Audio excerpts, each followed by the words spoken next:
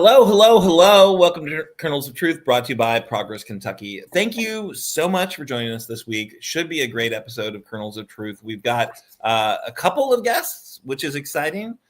We have some big news stories from Kentucky, stories you might have missed because they're just fresh right off of the press. Most importantly, we've got some great folks to chat about Kentucky politics with. So it should be a good show. Really looking forward to checking in with our guests. But before we get into that, I want to just check in with you right there. Are you ready to help create a more compassionate Commonwealth? We are sorely in need of significant political change in Kentucky. The next, we'll say 13 months, we're going to be solely focused on flipping the 6th district of Kentucky, key state house seats that are within that 16-county congressional district. Later this show, we're going to hear from one of the candidates running for the Democratic Party nomination, but we're looking beyond the primary and we're going to shift the electorate to the folks who will ultimately show up next November. It's a really big job. It's going to take volunteers. It's going to take time. It's going to take money, and we need your help. So please make a monthly contribution right now via our secure online website, Act Blue, to help turn Kentucky purple. $6 a month because it's the 6th district. $16 a month because there are 16 counties in the 6th district. $600, just because you want to. Like, it all adds up. It's awesome if you could help out because we really. All right, I'm not going to just keep talking about the 6th district. We're going to have somebody talking about the 6th district for us. But before we get into that, let's check in with our co-hosts. Who are you? Where are you? And who's on your biting list? I'm Erin. And I am actually, I'm not in Kentucky right now. I'm in Detroit, but I'll be back in Kentucky for Saturday, which we'll talk about in a minute. But for my biting list, I'm going to say it's got to be bootlicker MAGA Mike Johnson. So Speaker Mike Johnson has shared with the nation that a huge Hate America protest is happening across the country on Saturday. He says it's the Antifa and Hamas wings of the lunatic left are getting together. Seriously, this guy is the third most powerful politician in America, doing everything he can to divide our nation, to vilify those who dare believe that the Constitution and separation of powers and our Bill of Rights are non-negotiables. That's who he's vilifying. People who are love our country, fighting for our country, and think that what the Trump administration is up to because of the clear, just illegal activities, that's a problem anyway. So yeah, that's me. That's who I think is on my biting list. To all credit to Tyler. So let's check in with Kimberly. Kimberly, you there? Yes, I am, Erin. How are you? I'm coming to you live from Louisville, Kentucky. And on my biting list today is the Pentagon.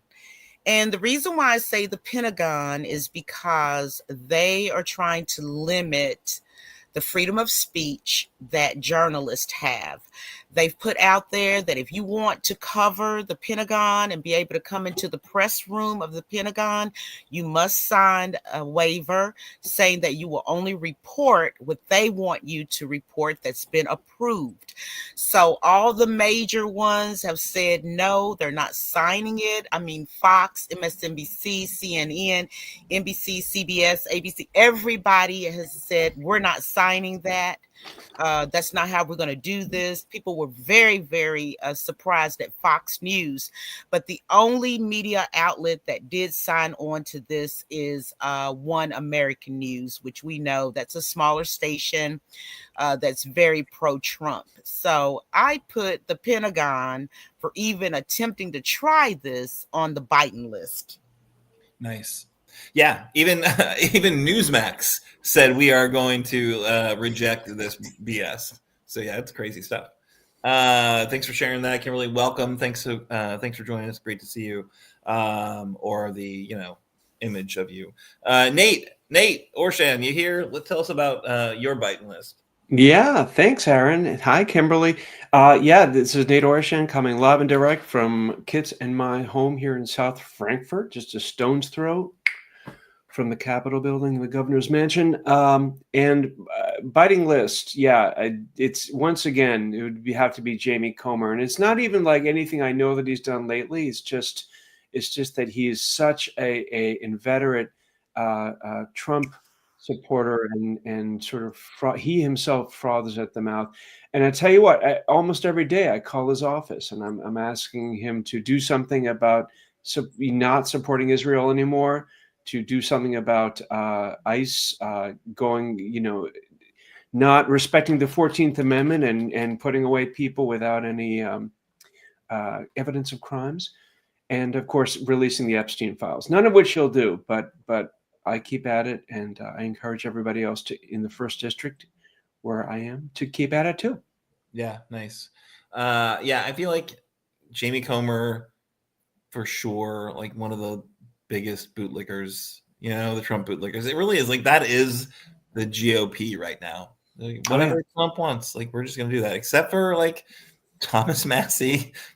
Oddly, maybe Marjorie Taylor Greene on a couple issues from time to time. Like, she's on the Epstein file stuff, and now is like, wait, they didn't tell us that we were gonna jack up, health insurance rates on everyone. That seems dumb. Anyway, what a weird world. All right, so let's get into the news. We've got some important stories to cover. Really excited to share them with you. This one is very thematic. So the first story is coming, from me, I believe. And this comes to us from, of course, the Lexington Herald Leader, really important news source. And we've got a new candidate in the race to succeed Andy Barr. Let's not call him that. Let's call him Garland Hale Barr IV. So Garland Hale Barr IV, a.k.a. Andy, as we all know, he is stepping away from that 6th congressional district and running for the Senate. So that's it's been a free for all in terms of the GOP and Democrats jumping in, which is exciting. But there's now a new GOP primary candidate, Greg Plasinski, who's a retired pharmaceutical executive from Nicholasville. Never heard of him, but he is getting into it. He was the president and chief operational officer, COO, of Summit Biosciences, which specialized in nasal sprays. How exciting. It was then bought out by a larger pharmaceutical group. So he got himself a lot of money. So he's probably quite wealthy. And he has released just letting the world know he's running for the seat, framing himself as a supporter of both President Donald Trump and Andy Barr, not beholden to special interests. That's an interesting move that he's a supporter of Andy Barr, because Andy Barr is getting savaged in his primary for being too close to Mitch McConnell. So Plasinski said, "I am running for Congress to work for the people of Central Kentucky, not for the Washington, D.C. special interests. Kentucky needs a congressman who will work with President Trump to improve the lives of Kentuckians." He's a Wisconsin native who moved to Lexington in 2002. In 2006, he earned his master's and got an MBA at the UK. It's a big field. So he's jumping in with Ryan Dotson, State Representative Ryan Dotson of Winchester, State Representative Deanna Gordon of Richmond, former state senator, Senator Ralph Alvarado. So now this kind of businessman who's never held elected office. So lots of folks running for that seat. They all have tried to tie themselves to Trump. But we'll see what happens in terms of, will Trump weigh in on this race? Does he really care? He'll just probably support whoever ends up winning the primary, be my guess. But Plasinski is going to be fighting inflation. I don't know. He also wants to increase American manufacturing in pharmaceuticals. Cool. I don't know. It doesn't seem to be like a race shifter, but who knows? And it might be that he makes a ton of, because he's got a lot of money, right? It was, when he got bought out, I think he should have a lot of money so he can self-fund if he wants. And that means that, he'll be able to influence the race just through that. But as we all know, on the Senate or the Democrat side of that House race, we've got former federal prosecutor Zach Dembo, former Lexington City Councilman David Kloiber, businesswoman and bourbon influencer Erin Petrey, who we'll be talking to shortly, Yay. and Sherilyn Stevenson. So that's the field at this riding. It all people don't have to actually announce, I think, until January So there's still time for more folks to get into these races. But I don't know. Doesn't seem to me to be someone who's going to like really shake up the race a ton, kind of nondescript former pharmaceutical executive. But that's just me. I don't know, Kimberly or Nate, any thoughts about Mr. Plasinski? Yeah, well, Kimberly, you're here. Yes, I'm here, but you could go ahead, Nate.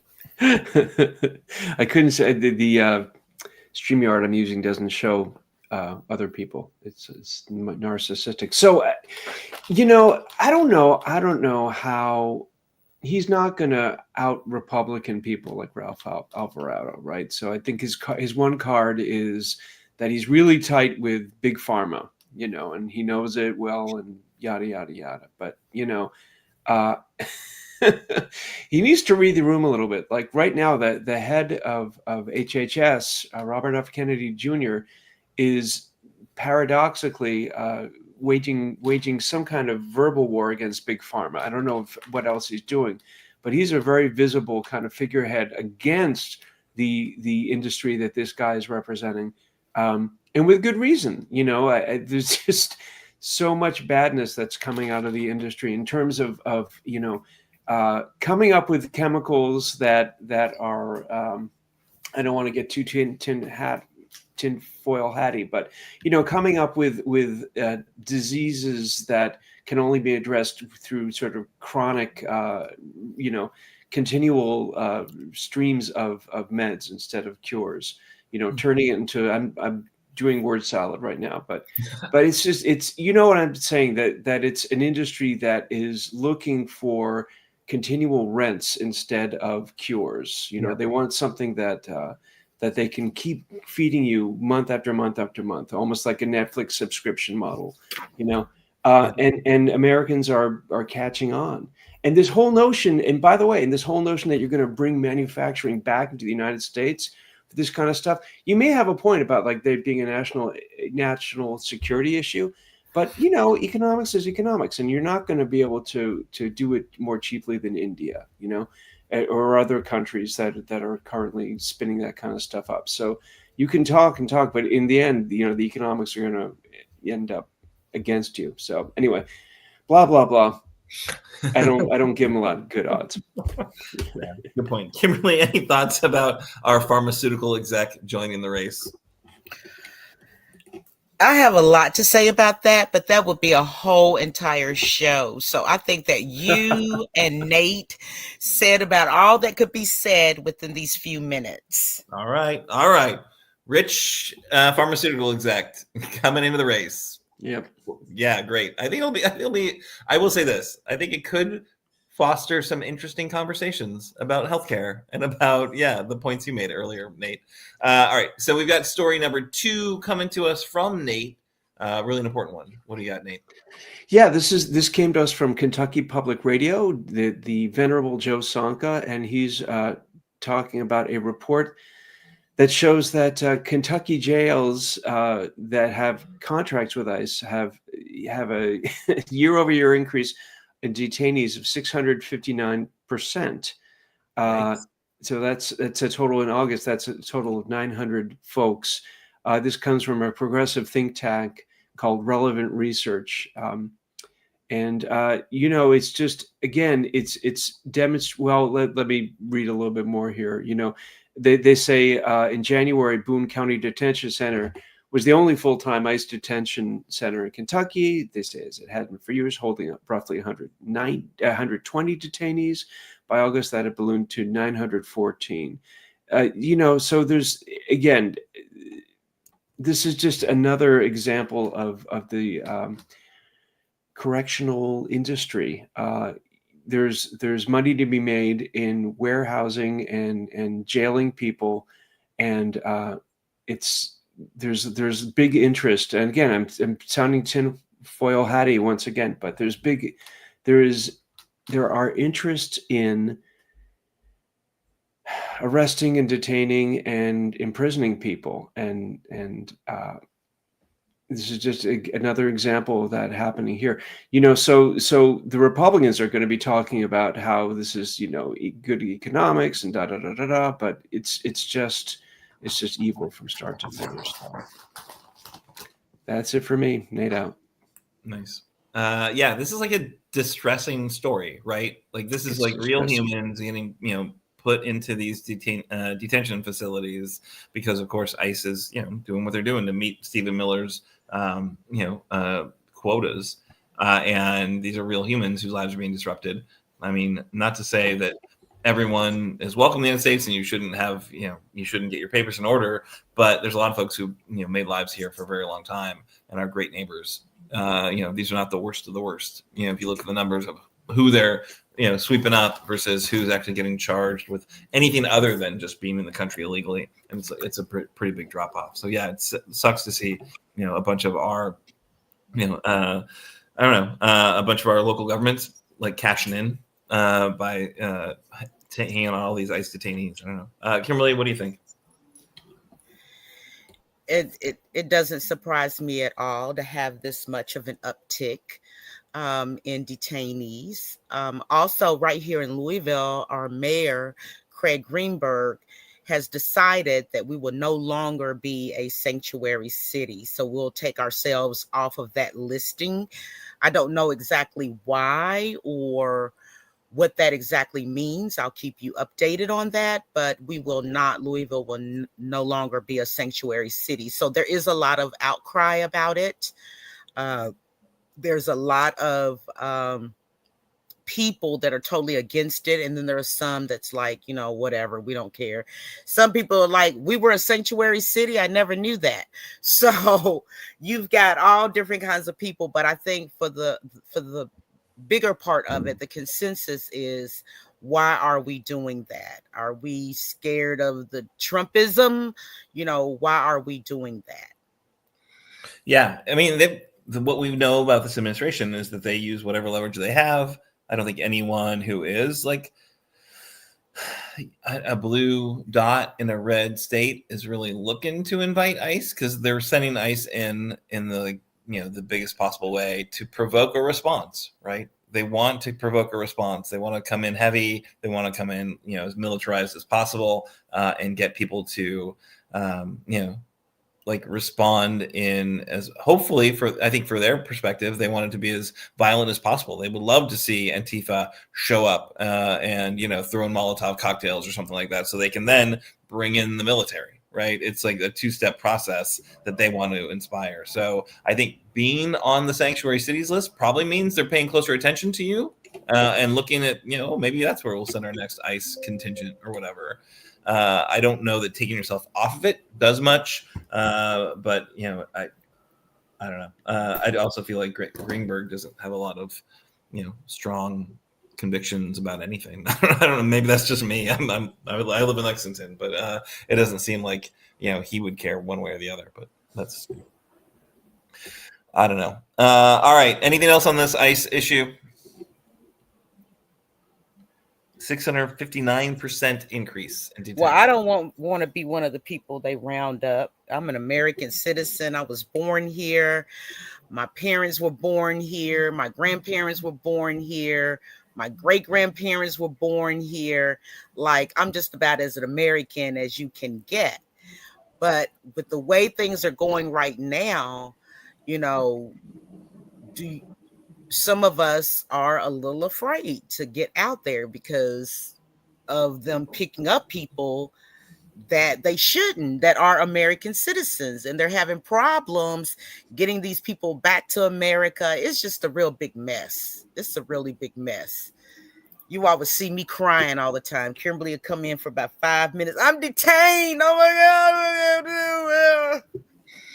Yeah, it's a scary time for a lot of folks, for sure. I personally am choosing to weaponize my privilege and protest as much as possible. But yeah, I feel that for sure. I think you've got a story, a third story that you wanted to cover for us, huh, Kimberly? Yes, and it's going to leave us on a very, very happy note. Nice. I am Governor Andy Beshear's #1 fan. Some people may want to challenge me about that, but our Governor Beshear, he joins leaders at Tate, which is a very big company, and he confirms plans for a $61.2 million investment.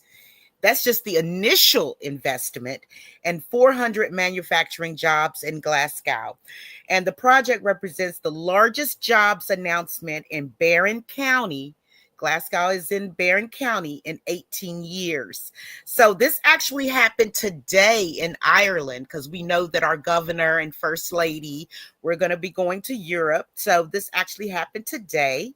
And he joined the leaders of Kingspan Group, which is a parent company of Tate, at the company's Ireland headquarters, where company executives confirmed plans to locate Tate's largest North American facility in Glasgow. The $61.2 million project represents the largest job creation announcement in Barren County in 18 years and will create 400 new full-time manufacturing jobs once the over 700,000 square foot facility is fully operational. So Governor Beshear said that Kentucky has secured our place as a manufacturing leader with our skilled workforce and prime location, and companies across the globe are taking notice. Our governor also said that he wanted to thank the leaders at Tate and Kingspan for choosing to invest in the Commonwealth, and that he looks forward to seeing their success and future growth. Also, we would like to say right here that Tate currently employs more than 1,800 employees across 21 facilities globally. And also, we want to also say that Kentucky right now has announced some of the largest economic development projects in state's history, which have solidified Kentucky as the electric vehicle battery production capital of the United States. Ford Motor Company and SK Owens and Transformative, there we go, a $5.8 billion, 5,000 jobs with Blue Oval, Toyota, Shelbyville Battery Manufacturing, which is a $712 million investment, creating over 1,500 jobs in Shelby County, amongst others.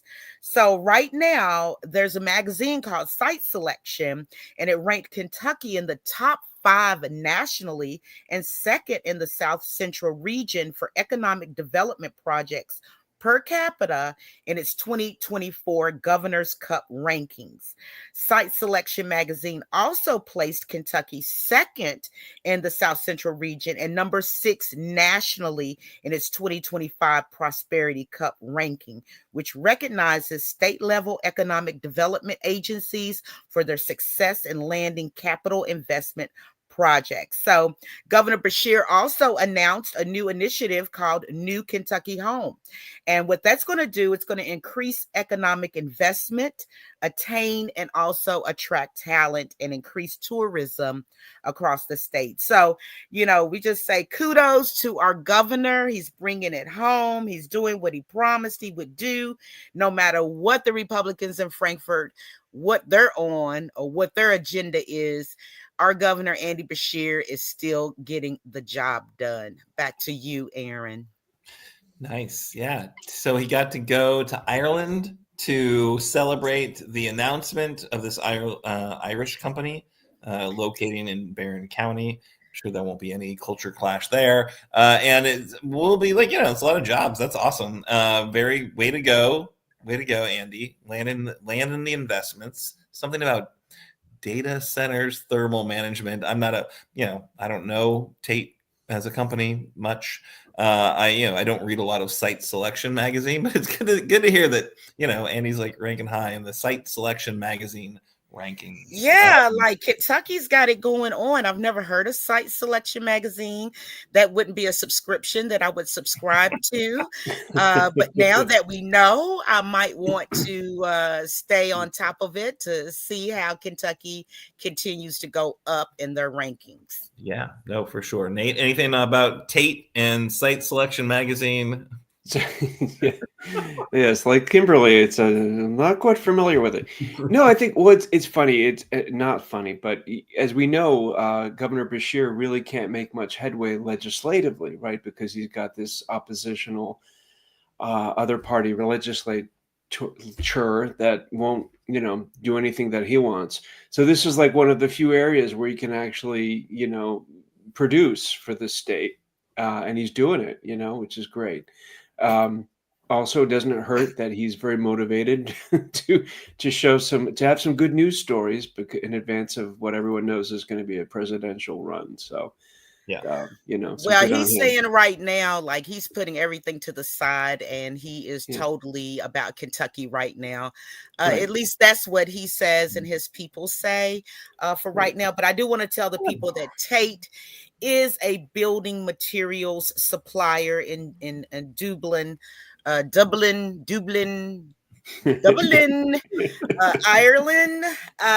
So they're going to have a good time on March the 17th on St. Patrick's Day at the company, I'm sure, but yeah, you know what? And this is going to be good because if you all noticed, I'm going to make this really short, but I saw on the news where if you want to get bathroom vanities, you want to get building supplies, furniture, the tariff right now on furniture is 25%. And then when January comes, that tariff is going to go up. And what is so confusing about this is not just a tariff from China or wherever. It's like wherever furniture is coming from, there's a 25% tariff on there. Your bathroom vanities, all these things. So the only way that we can make sure that our money goes further is to buy these items while they're already here. So thank God that Tate is coming. So maybe contractors and builders can buy things without that extreme tariff on it, because it's going to stop a lot of things from being built. It's going to stop a lot of homeowners from improving their homes. Yeah. Economic policy by tariff, not awesome, especially when you're using a garbage emergency declaration to give yourself the ability to use those tariffs. Like, Jesus, Congress, just roll over, show him your belly, lick his boots, do whatever. Like, you let him take this power and use it in such a they lick it more than boots, I tell you that. Family show. Weird families making their kids like watch this.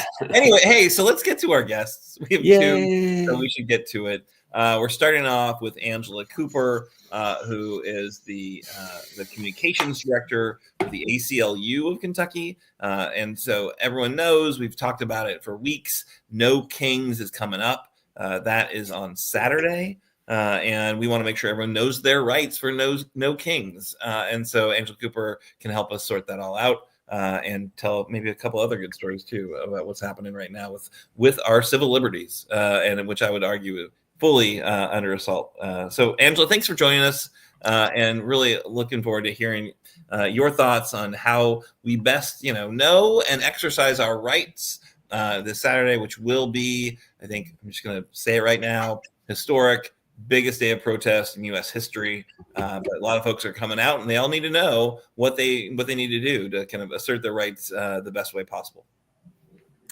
Thank you, Erin. Hi, everyone. I am Angela Cooper. I'm the communications director at the ACLU of Kentucky. I'm coming to you today from Milwaukee, Wisconsin, where I'm attending a conference to bone up on some skills to protect our democracy in a community. So glad you're taking a minute away from the conference to help us out. Oh, sure, of course. So I want to direct everybody to our website, which is ACLU-KY.org. And at the very top on the menu, you'll see a section that says Know Your Rights. That has all of our Know Your Rights information. There is a printable pocket card for everyone on that page that is Know Your Rights when protesting.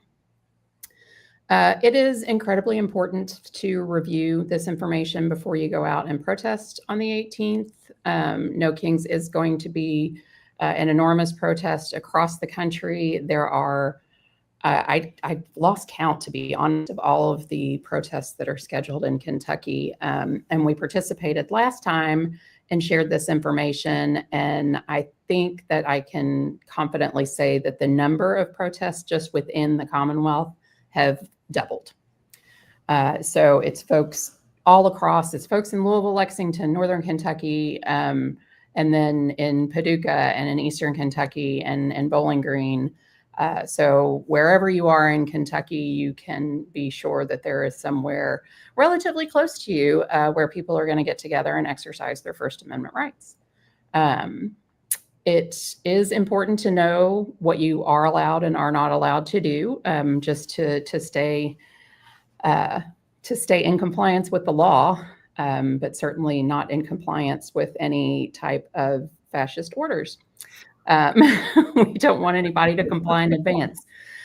So in Kentucky, unless there is a local ordinance that is in place that I'm unaware of, you do not have to have a permit to protest. So if you are on public property, you don't need a permit.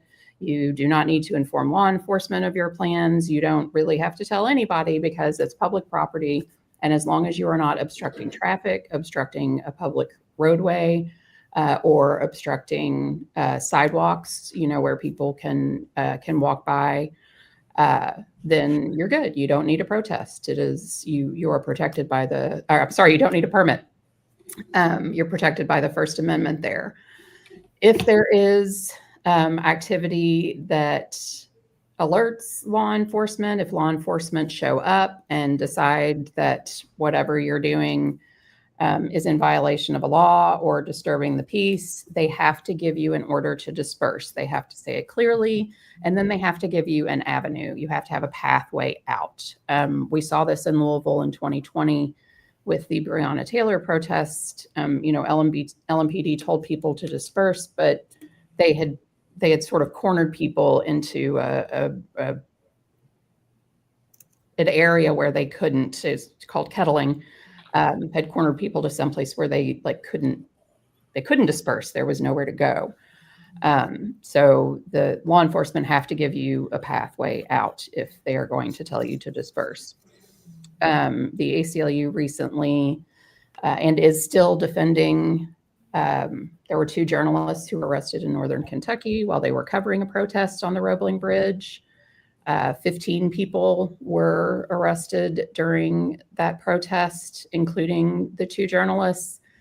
Everyone was charged with felony rioting.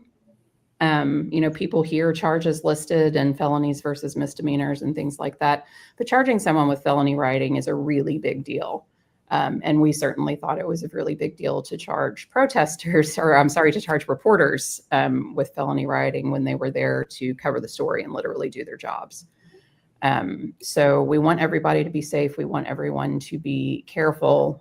This is a peaceful protest. The No Kings movement has been very clear that it is a peaceful protest, and we just want everyone to be safe. One of the questions that I had the last time I did this training is very pertinent right now, and it's something people should be cognizant of. Someone asked what they could do to keep themselves safe from being geotagged or having someone put them on a list because they were attending this protest and that sort of thing. You can put your phone in airplane mode. That way you're not going to connect to any networks and your phone can't be identified. And there are other security settings, and I can't go through the specifics of them, A, because we don't have time, and B, because they're different for iPhone and Android users. But my husband and I recently were near the courthouse because we had amnesty court in Louisville, and we were there working on that. And he noticed that he got a pop-up on his phone that I'm going to show you all that says that his device ID had been accessed. And that's something that he's never gotten before. And he is an attorney, so he is at the courthouse quite frequently. Since that is very near the location of where No Kings Louisville is planned, I don't know for sure. I don't want to join the tinfoil hat brigade, but it did strike me as unusual that he received that security notice on his phone. So look up how to lock your phone down. If you turn on 2G protections, it will protect your phone from connecting with stingrays. Stingrays are the fake cell phone towers that some police departments create that allows them to connect to your phone and download your data. And be sure that you have your device ID masked so that you can't be accessed in this way. And putting your phone on airplane mode does accomplish that. Also, you can purchase what's called a Faraday bag. You can get them on Amazon for about $15, or you can get them in some other places. And that is basically, I don't think RFID is the right technology, but it's a blocker so that your phone, your data cannot be accessed and cannot connect to any networks that aren't pre-approved by you. So those are the big high points. I highly recommend printing out the one-page Know Your Rights. It's English on the front and Spanish on the back. I also recommend having a plan with whoever you're with to be able to contact each other. Have a meeting place set up that is away from where the protest is going to be in case you get separated, in case there is law enforcement activity, in case people are required to disperse and you lose track of your people. Make sure you have a meeting place set up. And if you're like me and you don't know anybody's phone number anymore because it's 2025 and they're all in our phones, you should write on your arm or somewhere in marker an emergency telephone number that you can access. And also, it's a good idea just to be extra precautious if you're someone who takes daily medication, to have a couple of extra doses of that medication on you, but do not carry them as loose pills, because if you do happen to be detained or arrested, that is an additional charge. Okay, that's a lot. Know the card, print the card, have the card. We got the link in our show notes. We've got it in the comments. That was awesome, Angela. Thank you so much for sharing all that with us. Really disturbing to hear about the journalist in Northern Kentucky who was arrested and charged with a seemingly super trumped up charge for just protesting and marching. It seems like that's, the response of, to marching, to protesting is entirely inherent on like the cops, right? Because we're going to be in 28 cities across Kentucky. We've met with the mayor of Lexington. We know that, they know what we're intending to do, and they are basically, I won't say fine with it. They have acknowledged that, yeah, you can't block traffic, but if you're marching in the streets, you're blocking traffic, and we are not going to arrest anyone for blocking traffic. They kind of like sending us a pretty clear message. Seems like Louisville, they've been doing these protests. They've been marching. They have not had, the kind of interactions during these No Kings anti-Trump protests that they had during maybe Breonna Taylor protests, right? I think people maybe learned their lesson is my optimistic take on that. But it does seem like it's going to vary depending on the cops, right? And how much they want to respect your protest rights. Is that right? Yeah, I think as far as Louisville is concerned, it is worth pointing out the difference in demographic in the protesters. When Breonna Taylor was murdered, we were looking at a different demographic than we are with No Kings, which tends to skew older, white, and middle class. For what there is of a middle class anymore. So I do believe that racism comes into play when you look at how these protests are treated. I also want to say, it's fine that you met with the mayor and the police know what you're going to do. That's not a requirement. You don't need to coordinate with law enforcement to have a protest. You're not required to. You are exercising your First Amendment right. And the only hang up, and I certainly hope this is not the case, but the only hang up is, since you have met with the mayor, should something bad happen at the protest, who do you think is going to get a phone call? It's going to be you. Yeah. There's a lot of us. The coalition met, so I don't think it's just me. But yeah, it's a fair. But it just, it gives the city, it gives law enforcement someone to sort of pin it on if anything does go wrong. This isn't advice to do or not do, do whatever you're comfortable with. People have different levels of comfort and different levels of relationship with their city officials. The LMPD for the last No Kings really wanted a contact for someone to be a liaison. And we just flat out said, well, no, we're not, the ACLU in that case, we weren't planning, we were just tabling at the protest. We weren't sponsors or the organizers. So we were like, no, our name doesn't need to be the one that you call if things go sideways. Yeah. No, makes sense. These are really, I think, useful and important points. So thanks for making them. One thing I wanted to ask before we let you go, because we do have another guest we need to get to, I think a lot of people are really scared about so yeah, we're not seeing right now in Kentucky that, they're not going after any of our cities like they have Chicago or they have, there's clearly increased ICE presence here. And that's, a real problem. It hasn't been the kind of weaponized version, I think. I think that's safe to say. But, there's a lot of people like, oh, look, they're not even going to let us have elections because they're going to flood ICE into, the precincts that they know there are more brown voters. They're going to try to just really scare people away from voting.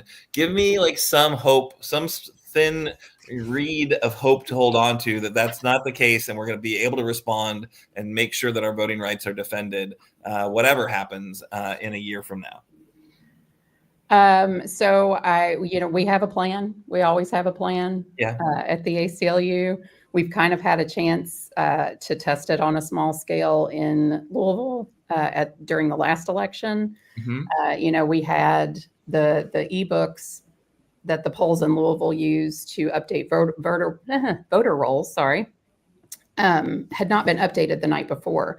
So they had to connect to networks and be updated the morning of election day, which meant that people couldn't vote first thing in the morning because the books were still updating and they couldn't be checked in. We acted immediately. It is the only time since I've worked for the ACLU and probably will be, well, maybe. Anyway, I never say never. We filed a lawsuit, had a hearing, and got a decision in one day. We monitor elections very closely. We work very closely with the election protection folks, which is a national organization.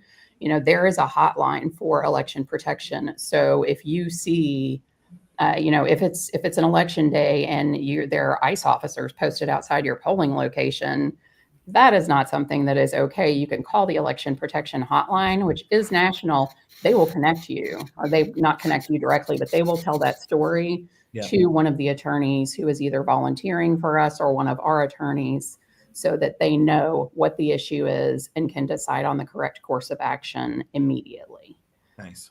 So we take that very seriously. Yeah. Excellent. We've got a year to think more about it and see what's happening. But I did want to just put that out there. It's because when I heard that story, I was oh, that's so awesome. They're able to get on the case so quickly, get responses, get legal action. So yeah, I think the system's being stressed right now, clearly, but I think there are elements of it that are just going to do the job. Knock on wood. Fingers crossed, all the things. Angela, thank you so much for joining us. Thanks for sharing all that really important information. And again, everyone needs to have the card to know your rights while protesting. We'll make sure folks get that. All right. Thanks for everything. Oops. Sorry, Angela. That was Parker. He cut you off quickly. All right, let's move into our next guest because we've gone a little long because Angela's got so much important information.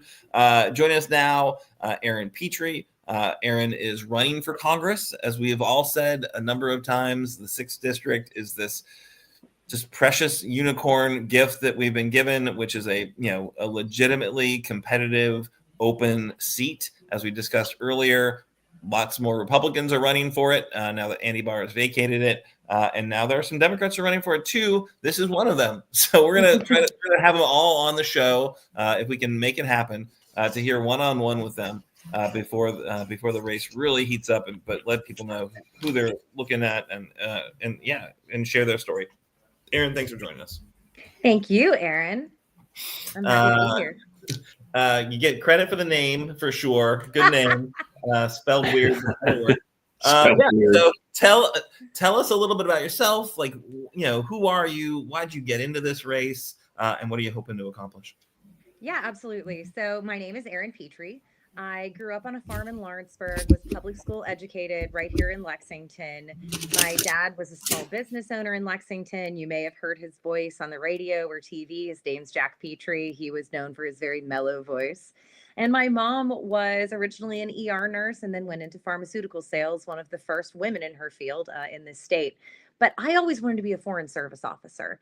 And I wanted to be able to go around the world and, talk about why America is awesome, right? And bring industry back into Kentucky, just like Beshear is out doing in Ireland and in the rest of Europe right now.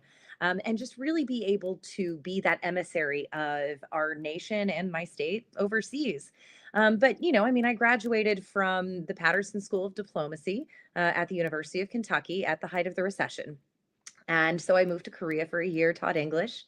And I was trying to find a way to come back. And I came back to Kentucky for a little while, but then found myself ultimately in DC. And in DC, one of the first things that I did was I ran an embassy. So I helped the government of Libya, newly liberated from the throes of the Gaddafi regime, and new to the whole concept of democracy, I helped them reestablish their relationships with the United States. And my third day on the job was Benghazi. And so that was certainly a trial by fire. And after that, I ended up building things that really matter, things like renewable energy manufacturing, hospitals overseas, creating jobs throughout dozens of states, and doing export finance. And then I've spent a lot of time as well in the renewable space, working in electric vehicles, sustainability in the data center space. And now I'm here running for Congress because I had a choice to make in November. I could either sit around and complain about everything and get a promotion at Amazon and just kind of keep, climbing that corporate ladder, or I could do something about it. And considering every single day I wake up and the news is so heartbreaking, seeing every single bit of infrastructure in our democracy being completely dismantled, I just couldn't not do something about it. And so I know how to talk to Republicans. I know how to flip MAGA folks. And that's why I did this. I'm doing this because I care about this country. I never thought I would be a politician, but the stakes are just too damn high right now. Yeah, hard to dispute that for sure. Kimberly, you have a question for Erin? Yes, I do.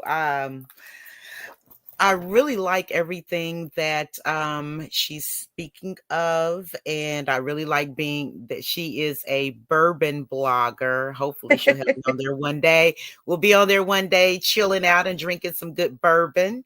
But what makes you feel that you would be the best of everybody running? Yes. What exactly would you feel makes you the best of the best? No, and Kim, that's an excellent question. I will address the bourbon thing first, though. So Austin Horn, he's so funny. He keeps calling me a bourbon influencer, which my skin crawls every time I hear that. I'm like, I'm not an influencer. I'm not an influencer. If anything, I consider myself more of a journalist in that space as well as an educator. And that's no shade to influencers. I just don't see myself as that ilk. But no, I mean, that's an exceptional question. And that's what I'm doing on this campaign trail. I've spent my entire life doing two things. One is building things that matter, that actually solve problems. So such as transportation electrification, trying to solve the energy crisis, trying to restore relationships between countries. And then the other thing is I love building bridges between people and doing that through the things that I love, such as my love for Kentucky, my love for bourbon, for renewable energy, things like that. And so I'm someone who is an incredibly hard worker. I don't back down from anyone. I'm someone who is very stalwart in my beliefs. I have never, how do I say this? I have never given up on my own beliefs. And more so than anything, I like to help those who don't have a voice or who are afraid to speak up for themselves. For example, I've worked with the Crohn's and Colitis Foundation for a long time because I myself have Crohn's disease. And that's something that a lot of folks don't feel comfortable talking about. So I teach people how to be their own best advocates in healthcare situations. And I want to teach people how to be their own best advocates as voters and as citizens of Kentucky and of this country.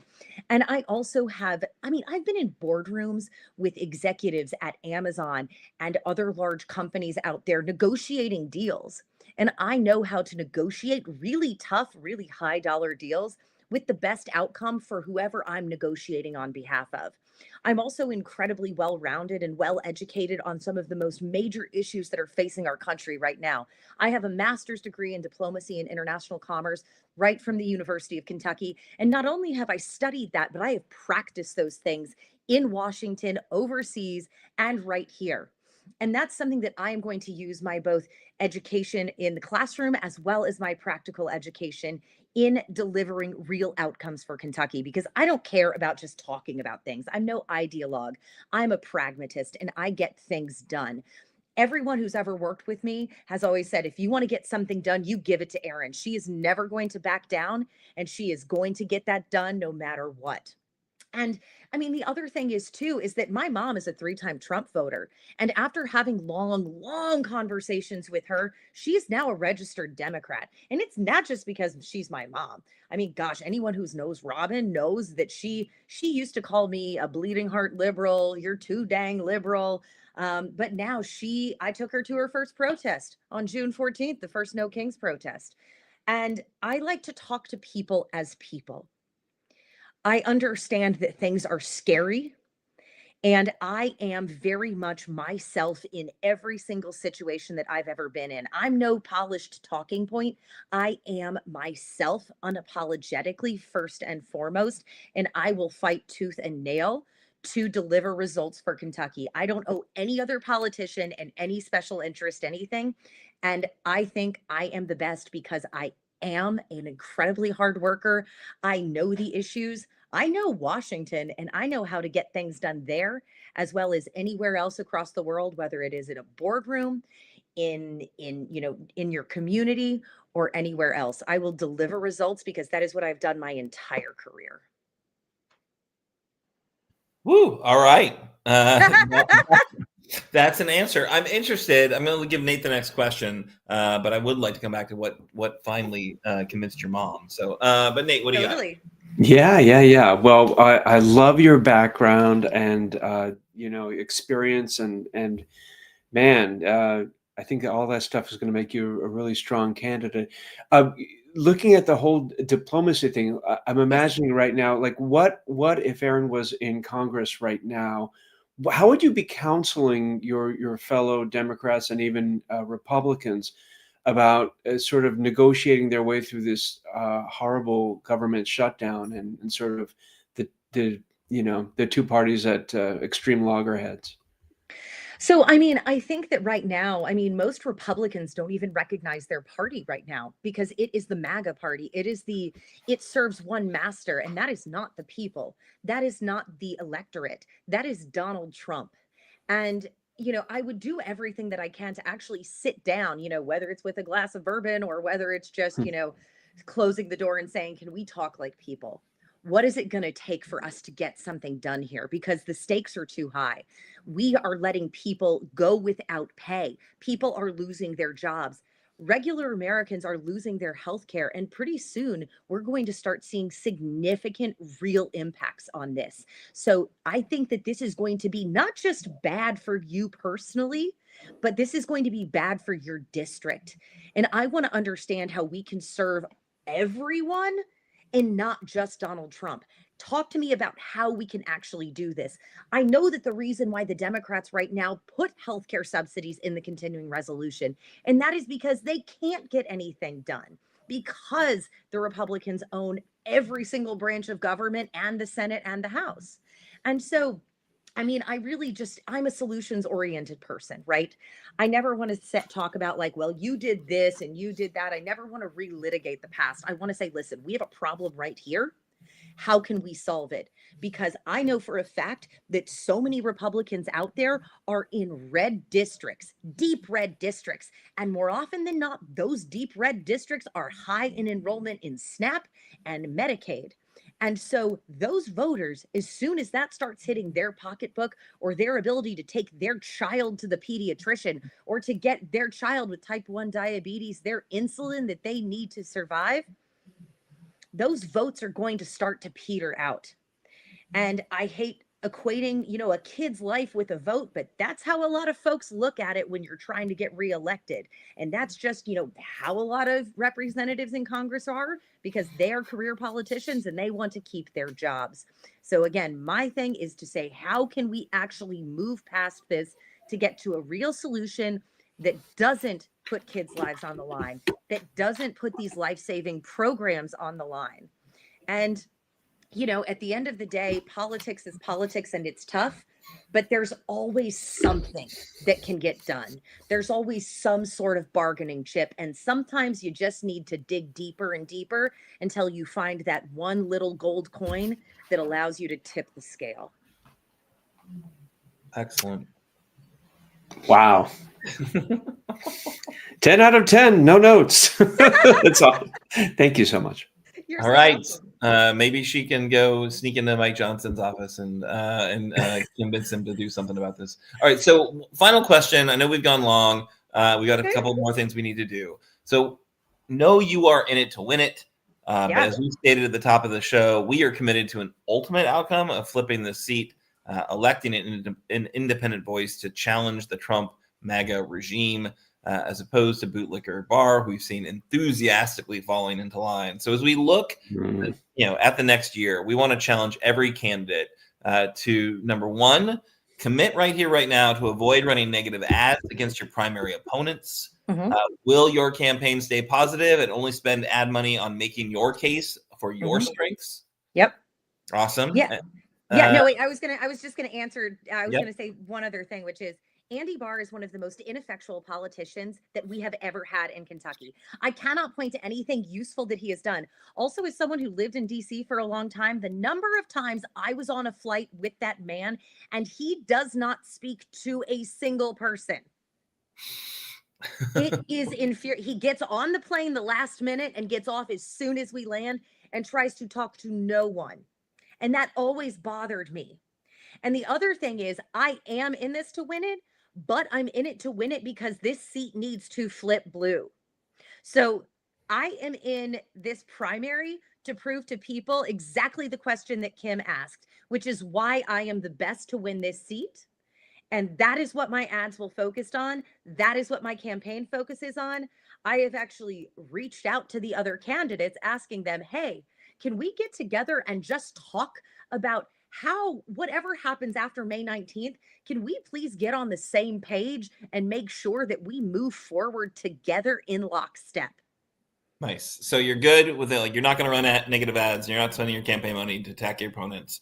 And then number two, whatever happens, and it sounds like you're already there, like, will you come together and support the ultimate nominee? Yeah, absolutely. No questions asked, because this seat has to be flipped.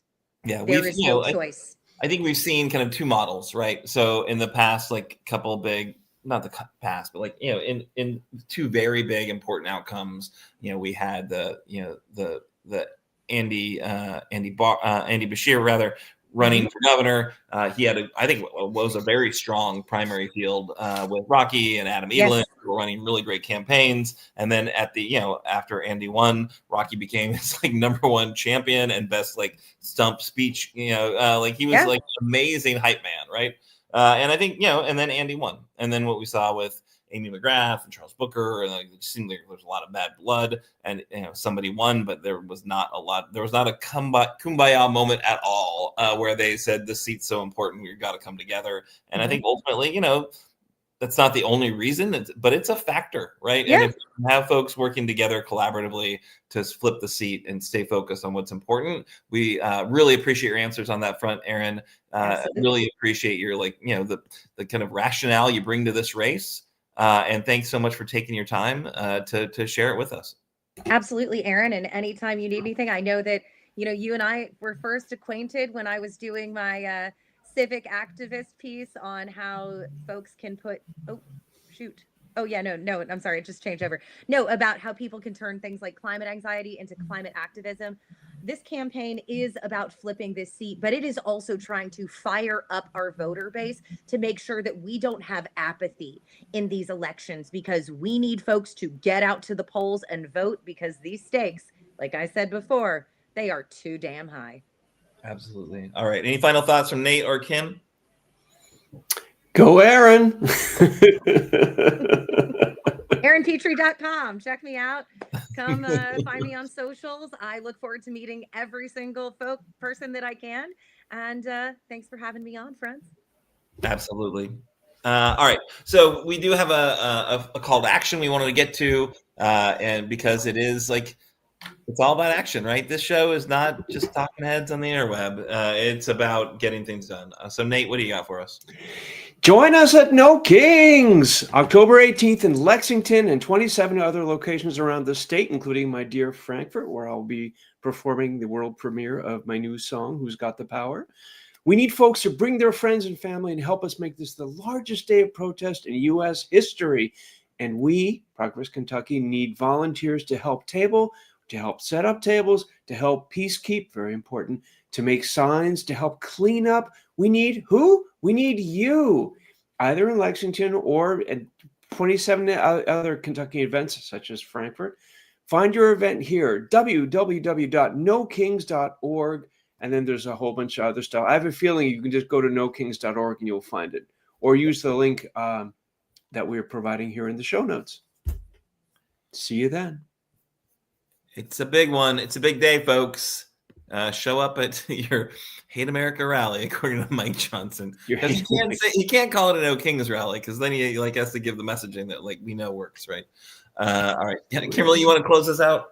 I sure will. Tonight was a great episode with Erin, who's running for the 6th District for Congress, and also Miss Angela Cooper. I mean, she gave so much information, a lot of stuff I didn't even know with the ACLU. So it was a great show tonight, and great being with Nate tonight, too. Nate Dogg, as I affectionately call him. So, yes, Progress Kentucky is a nonprofit organization registered with the Kentucky Secretary of State and organized as a 501c4. We are affiliated with the Indivisible Project and the Common Ground Kentucky Action. And we're also proud members of the Forward Kentucky Network. Progress Kentucky's goal is always to educate, organize, increase voter turnout, and advance progressive agenda through civic engagement. Please join us next week. We'll be starting our string of interviews with candidates running in the 6th District and all kinds of other things. Tonight, production of episode 233. Oh my God, 233 episodes was by our very own amazing Parker Williams. Thanks, Parker. Nate Orshan, as I like to call him, Nate Dogg.